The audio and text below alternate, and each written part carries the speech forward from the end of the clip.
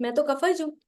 लेकिन मान लो मैं ना सो तो मेरे को ही रेस्टलेसनेस हो जाएगा, है ना। तो इनर्शिया एक पर्टिकुलर टाइम में हर किसी को जरूरी है, लेकिन अगर वो एक्सेस बढ़ जाए तब वो हार्मफुल है। अब हाँ। जैसे कफज को बहुत सारे जो लोग हैं वो प्रकृति में मानते हैं कि जो कफज वाले होते हैं वो इनर्शिया वाले होते हैं, है ना।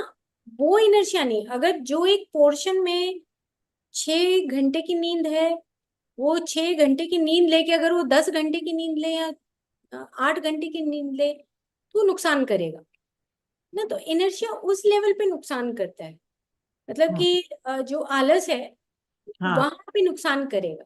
उसको हम तमस, तमस एक एरिया है जहां पर बहुत इंपॉर्टेंट है, तमस मतलब कि रेस्ट बहुत इंपॉर्टेंट है।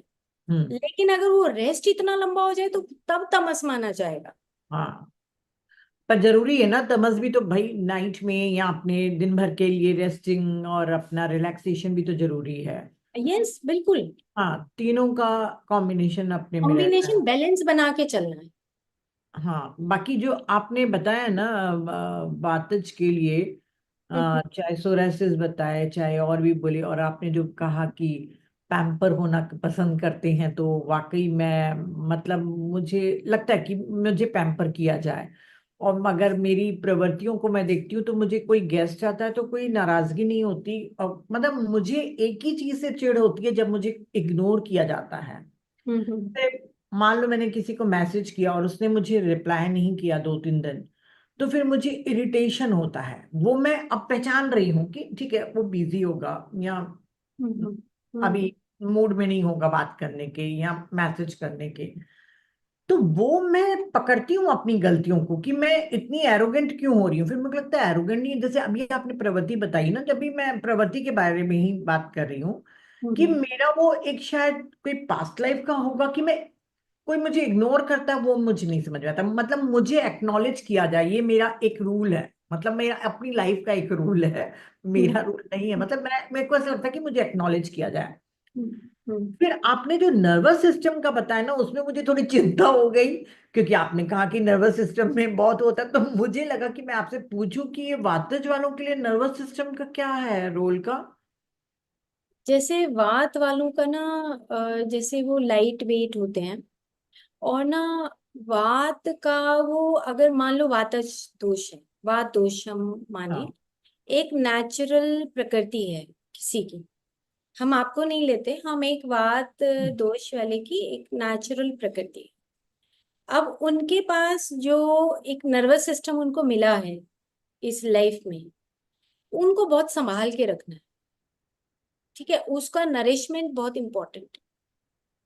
ओके, क्यों इंपॉर्टेंट है? क्योंकि वात का जो क्वालिटी है, वात की क्वालिटी एक तो चंचल प्रवृत्ति होना, बहुत एक्टिव होना, हम्म। अनप्लैन्ड वे से काम करना, है ना, डू करना। अब उनको बैलेंस करना बहुत इंपॉर्टेंट है। अगर वो इस चीज में बहुत तेज चलना, बहुत ज्यादा एक्सरसाइज करना, बहुत ठंडा खाना, है ना, बार बार खाते ही रहना, है ना, बिल्कुल नहीं खाना, इतनी लंबी फास्टिंग पे चले जाना, तो ये सारा क्या करेगा ये, क्योंकि उसके पास एक लिमिटेड अमाउंट में या लिमिटेड उसके उसका एरिया है जहां पे उसको नर्वस सिस्टम को प्रोटेक्ट करके रखना अच्छा है। अच्छा। अब वो अगर वो चीज एक्सेस हो गई, अगर वो एक्सेस होती है उसकी अपनी एक्टिविटी में, उसको मान लो सोना चाहिए 6 घंटे, सोए 2 घंटे, तो हम्म। रेस्टलेसनेस बढ़ जाएगी, तो उसको नर्वस सिस्टम के ऊपर इफेक्ट आएगा। मान लो बहुत लंबी फास्टिंग है तो भी नर्वस सिस्टम के ऊपर इफेक्ट आएगा। मान लो बहुत तेज चल रहा है तो भी नर्वस सिस्टम के ऊपर। मान लो कुछ वातिक लोग हैं जो कपालभाति करते हैं, कुछ वो दूसरी क्रियाएं करते हैं, उससे भी वो नर्वस सिस्टम के ऊपर इफेक्ट आएगा। तो मतलब ये है कहने का कि जो वातज लोग हैं उनको बहुत स्लो तरीके से काम करना चाहिए। और हम्म। कुछ ऑयल फूड में, जैसे उसका खाना है उसमें घी का तड़का लगा के या थोड़ा घी डाल के इस तरीके से खाना चाहिए कि उसको एक नर्वस सिस्टम का नरिशमेंट उसको मिलता रहे।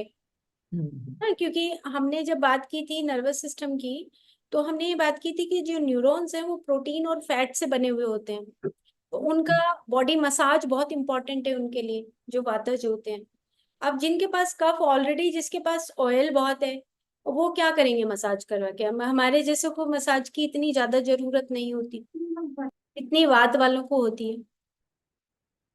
तो नर्वस सिस्टम, उनके पास एक चीज जो है उनके पास बिल्कुल सही है, लेकिन उसको मेंटेन करना पित्त और कफ से ज्यादा जरूरी है वात वालों। प्रोटेक्शन ज्यादा चाहिए हमको। प्रोटेक्शन ज्यादा चाहिए।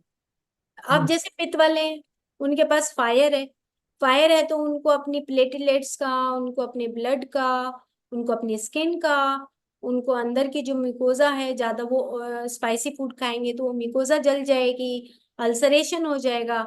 तो उनको रेगुलर जो है उनको जूस पीना, उनकी पानी की क्वांटिटी लेना।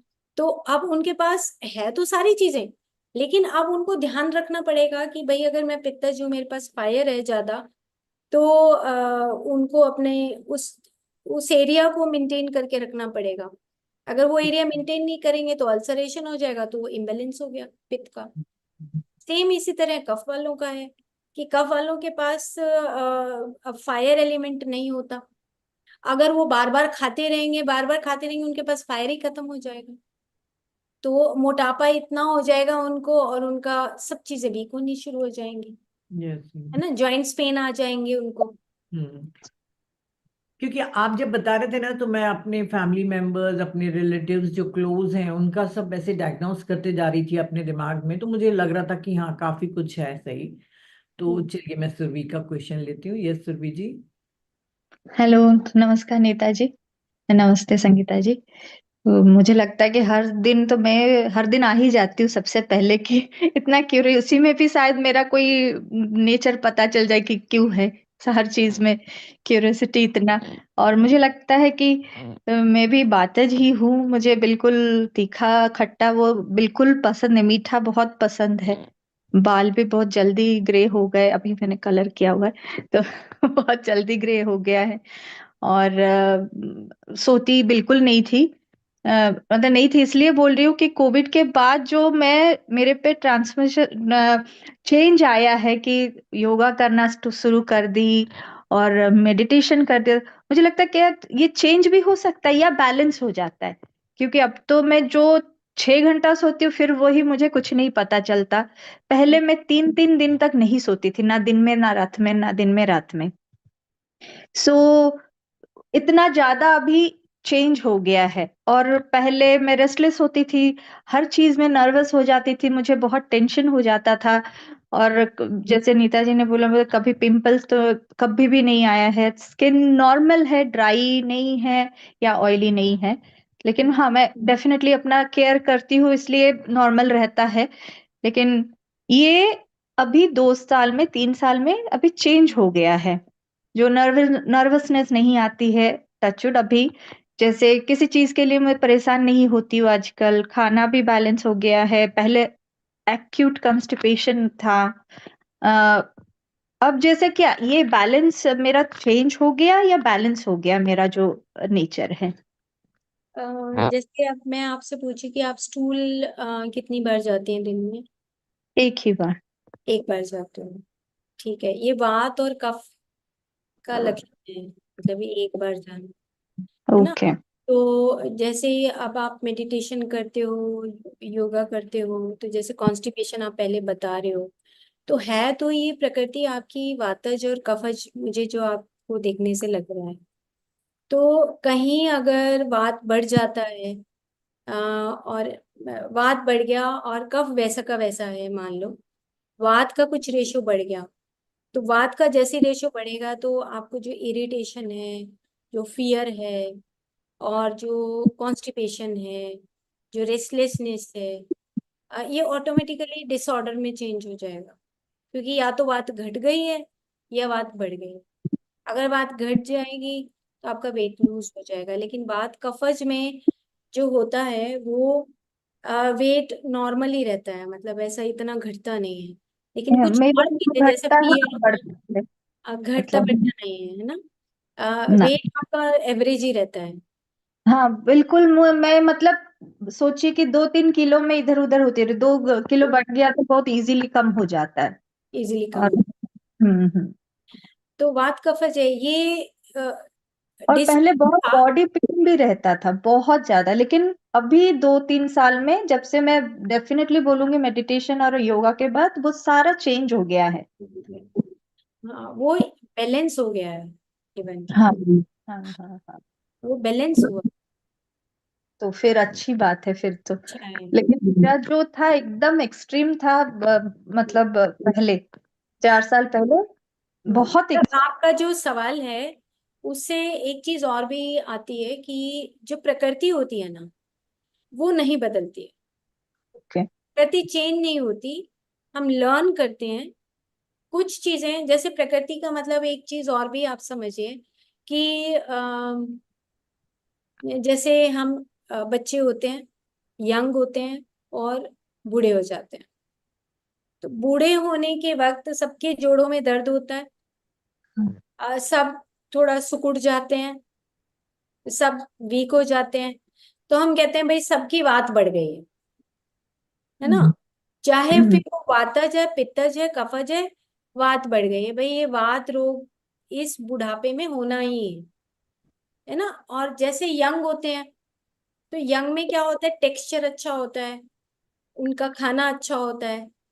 तो वो जो पित्त वाले, जो एक लाइफ टाइम में भी पित्त वात और कफ चलता है। और जो बचपन होता है तो उनका वो कफ कफ प्रवृत्ति होती है, वो चीज भी साथ में कैरी होती है। तो इस वजह से हम उस चीज को भी साथ में कोरिलेट कर लें। ओके। ठीक है, thank you so much, thank you. Thank you. Yes Promila जी।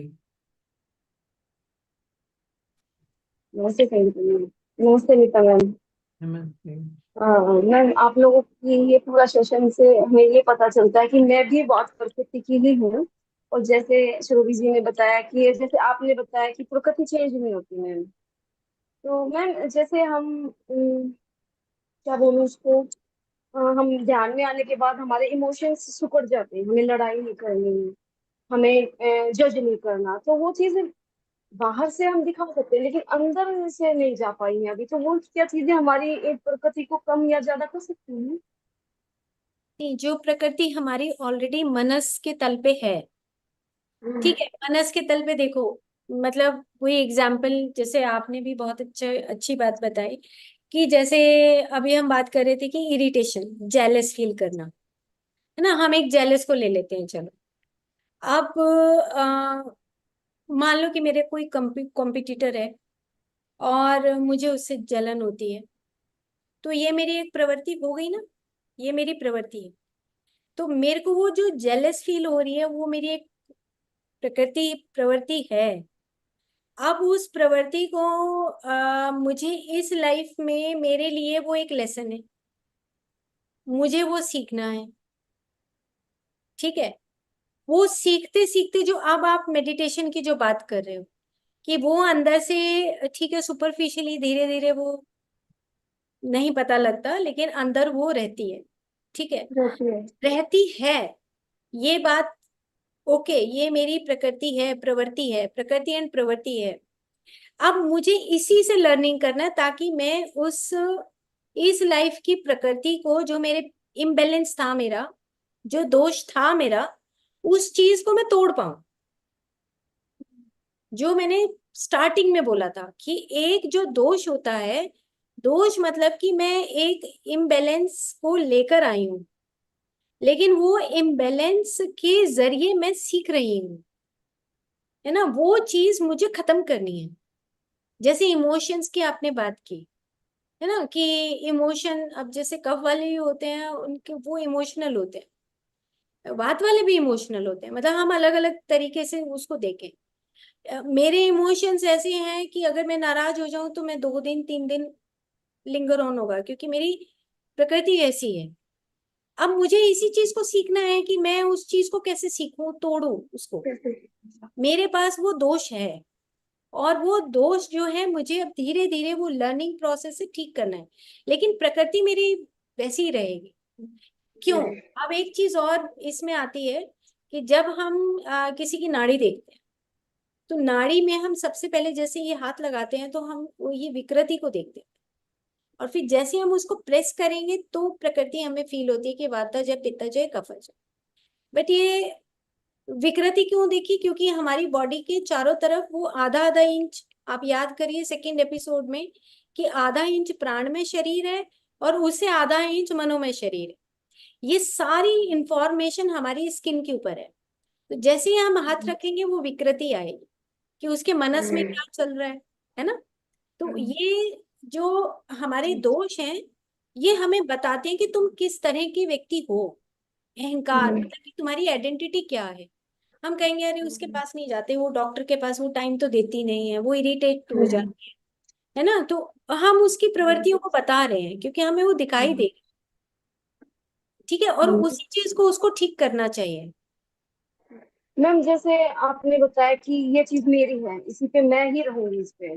और जैसे हमारा डेली होता है कि ये मेरा बेडरूम है, मुझे इसी पे सोना होता है, क्योंकि हम ह्यूमन बीइंग है। एक बेडरूम में जाके मेंटली हम स्ट्रेस भूल जाते हैं।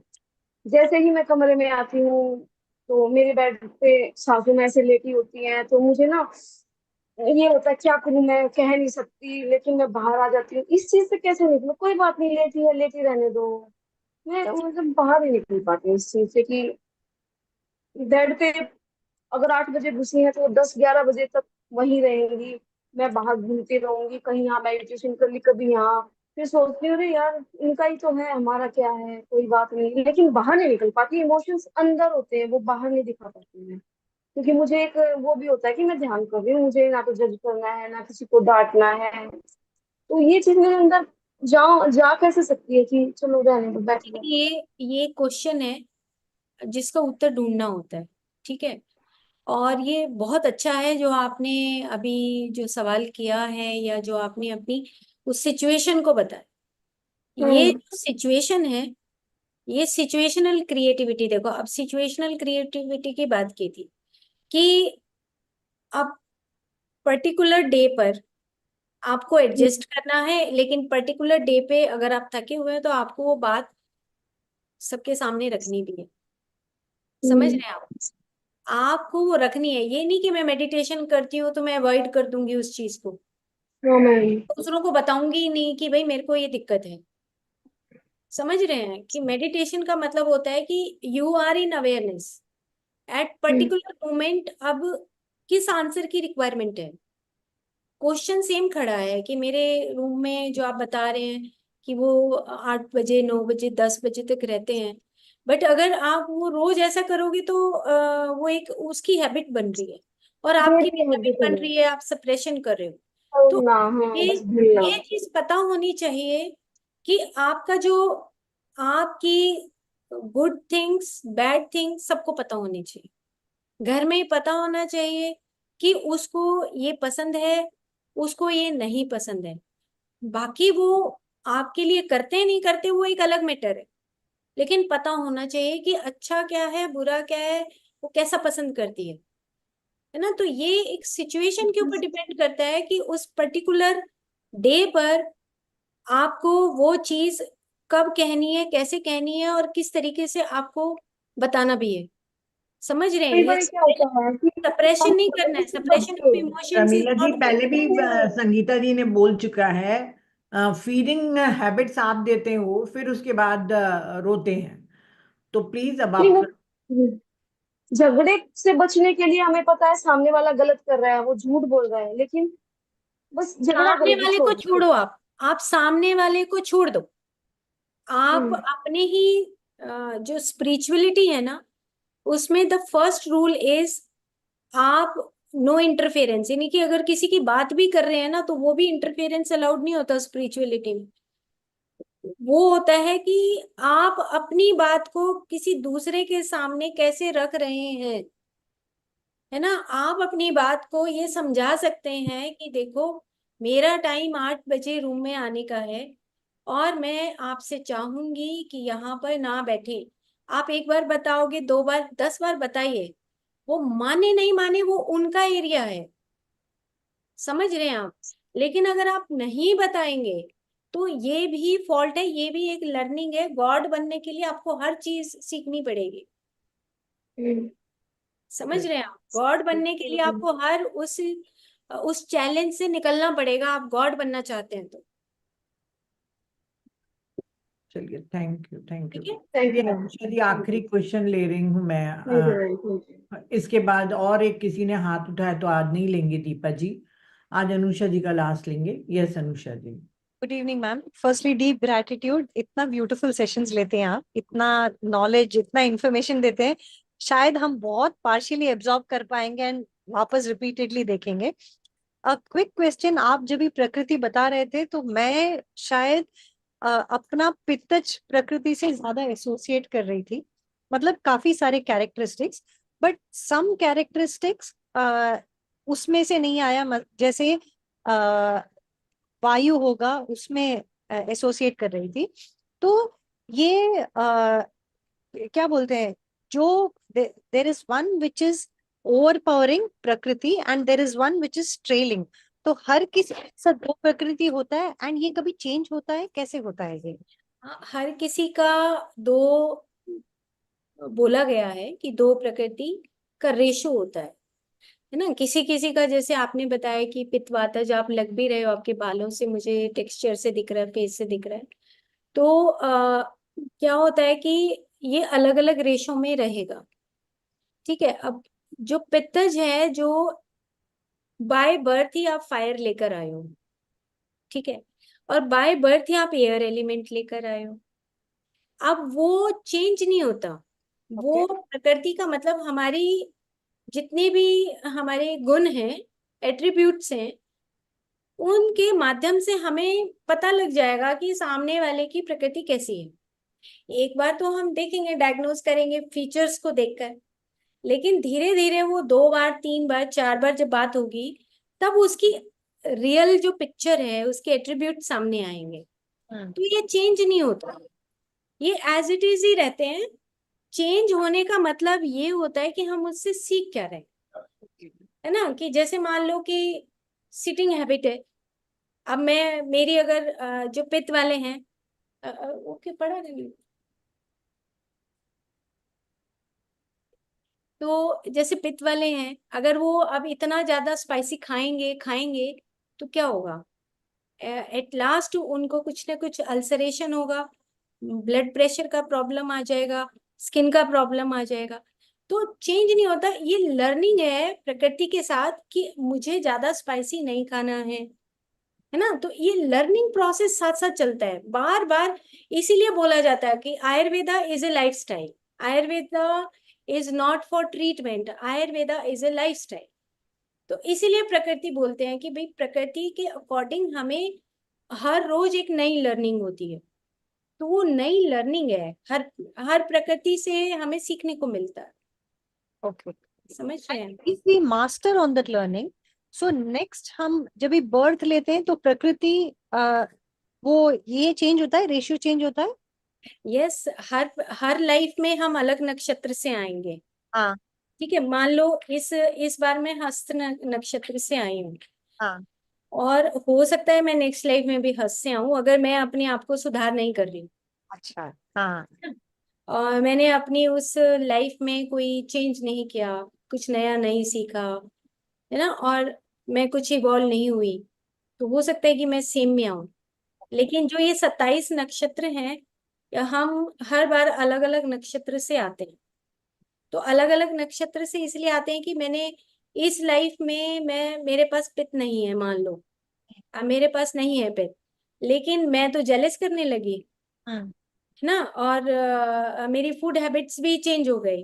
हाँ मैं हाँ, बहुत ज्यादा कुछ स्पाइसी खाने लगी हूँ, जेलस करने लगी हूँ, इंटेलिजेंट हो गई हूँ, ईगो आ गया मेरे पास। तो ईगो आते ही मेरा वो पित्तज जो है, फायर एलिमेंट बढ़ जाएगा, ज्ञान बढ़ गया मेरे पास, और ज्ञान बढ़ते ही मेरे पास ईगो भी बढ़ गया। ईगो बढ़ गया तो मेरा मणिपुर भी डिस्टर्ब हो गया।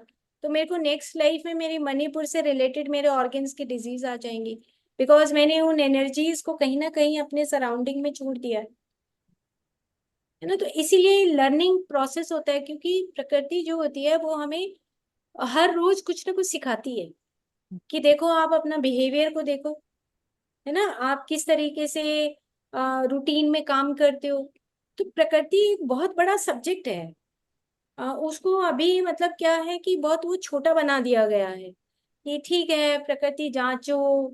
इवन आयुर्वेद में भी प्रकृति जांचो और जी ठीक है उसके अकॉर्डिंग नहीं, प्रकृति हर रोज एक नया सब्जेक्ट है जो हमें नई नई चीजें सिखाता है। और हमारी प्रवृत्तियां इतनी छुपी रुस्तम है, मतलब 20-25 साल तक तो हमारी असलियत किसी को पता ही नहीं लगती है। करेक्ट, करेक्ट, करेक्ट, वो करेक्ट। बाद में किसी को अब देखो शादी होती है तो हम बड़े कितने सहमे सहमे से चुप चुप से होते हैं। जब वो मैम जब हमको ही बच्चा पता नहीं रहता है कॉन्शियसली, आई थिंक हम एसेस करना चालू करते हैं कि एकदम से ऐसे क्यों हो गई, जब कोई बोलता है हमको तो हम एसेस करने लगते हैं। बट हाँ, मैं समझ रही हूँ आप क्या बोल रहे हैं, मैं समझ रही हूँ। 5 साल शादी को हुए नहीं तो बड़बड़ाने हम शुरू लगते हैं। वो कहेंगे अच्छा पहले तो ये बहुत सीधी सादी थी, अब ये अपनी असली रूप तो अब आए हैं। वो हमारे ना हरियाणवी में बोलते हैं कि 2 सींग उगाए हैं इसके, मतलब फीमेल्स को ज्यादातर बोलते हैं। तो मैं बिल्कुल उल्टा जवाब देती हूँ, मैंने कहा पुरुषों के भी 2-4 सींग हो सकते हैं, ऐसा नहीं होता कि लेडीज के 2 सींग हो। तो कहने का मतलब है कि हमारे अंदर इतनी इमोशंस होते हैं, हमें खुद पहचान करके अपने आप को ठीक करना होता है। मैंने ये रियलाइज किया, मैं बहुत फ्लेक्सिबल थी, and post marriage over time I stubborn तो नहीं बोलूंगी, but somewhere I use to keep my point. And मैं अपने आप से पूछती थी यार मैं कभी ऐसे नहीं थी, क्योंकि I use to always adjust by the situation. लेकिन समझ में आता है दैट ओवर टाइम वो जो अंदर जो दबा हुआ है वो बाहर आता है। Yes. Yes, thank you so much ma'am, beautiful session again, thank you. Beautiful thank knowledge as always. Thank you. तो संगीता जी बहुत बहुत टाइम हो जा रहा है आपके सेशन में, और आज भी 6:45 हो रहे हैं, तो thank you thank you thank you. अब नेक्स्ट वाले में जो भी विशुद्ध प्रेम की क्वेश्चन, बात नेक्स्ट वाले में करेंगे, थोड़ा हाँ ज्यादा कर लेंगे। हाँ, क्योंकि अभी भी मैंने एक अ, का हैंड रेस था तो मैंने उनका नहीं लिया, क्योंकि हाँ वो मुझे भी नेक्स्ट टाइम उसमें पता। ले लेंगे। हाँ हाँ। और एक चीज मैं जरूर कहना चाहूंगी, जो विशुद्ध प्रेम है उसमें आपको अपने अंदर ये देखना है कि ये प्रेम जो है ये रहता कहाँ है।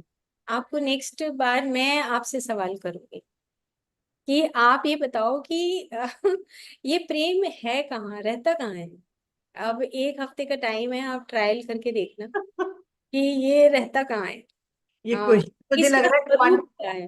क्वांटम फिजिक्स के पॉइंट ऑफ व्यू से पूछ रही है कि मेंटल में रहता है कि इमोशनल आप पार्ट देखो, ये में तो रहता है। आप प्यार करके देखो तभी आपको पता लगेगा कहाँ रहता है। अगर प्यार करोगे तो आपको पता लगेगा कहाँ रहता है। तो देखिए, प्यार करते तो हम होते ही कहाँ हैं। देखो, एक एक प्रेमी है, एक प्रेमी पात्र है, हम्म और एक बीच में प्रेम्य तत्व है। ठीक है, 3 हो गए ना। हम्म अब आपको हिंट दे दिया मैंने। एक प्रेमी है, एक प्रेमी पात्र है, और एक बीच में प्रेम्य तत्व है। अब ये कहाँ है देखो, अब आप आपके पास है या नहीं। प्रेमी का क्या करेंगे जब होएगा ही नहीं उसके पास। समझ रहे हैं आप। तो हिंट दे दिया मैंने आपको सबको कि उस प्रेमी का क्या करेंगे। नाम तो प्रेमी है, प्रेम्य तत्व कहाँ है, ये अब आपको चेक करना है। आप अगर प्रेमी हैं तो प्रेमी पात्र तो सामने वाला होगा ना, जिसको देना है। अब आप समझो कि एक आपके पास है एक या एक गिवर है, एक टेकर है ना। नहीं। ये प्रैक्टिकल करके देखो, तब पता समझ आएगा आपको। चलिए ओके। ठीक है। हाँ। कोशिश और करेंगे कि आपको आंसर दे, चाहे गलत ही सही, बूझेंगे, है ना। तो काफी अच्छी है, पहेली दे के जा रहे हैं हाँ। नवरात्रि में हम लोग को। तो चलिए भाई, अब नवरात्रि में मेडिटेशन में वाला क्वेश्चन डाल के रखिएगा कि इनका आंसर हमें मिले। तो thank you thank you okay, thank thank you. You.